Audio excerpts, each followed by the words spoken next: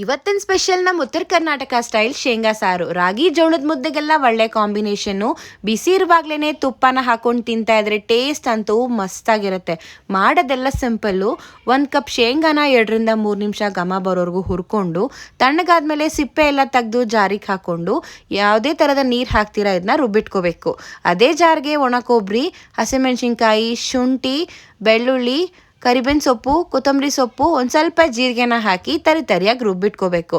ಒಗ್ಗರಣೆಗೆ ಸ್ವಲ್ಪ ಎಣ್ಣೆ, ಸಾಸಿವೆ, ಜೀರಿಗೆ, ಇಂಗು, ಈರುಳ್ಳಿ, ಕರಿಬೇವಿನ ಸೊಪ್ಪು, ಕೆಂಪು ಮೆಣಸಿನ್ಕಾಯಿನ ಹಾಕಿ ಫ್ರೈ ಮಾಡ್ತಾ ಒಂದು ಟೊಮ್ಯಾಟೊನ ಹಾಕಿ ಟೊಮೆಟೊ ಸಾಫ್ಟ್ ಆಗೋವರೆಗೂ ಫ್ರೈ ಮಾಡ್ಕೋಬೇಕು.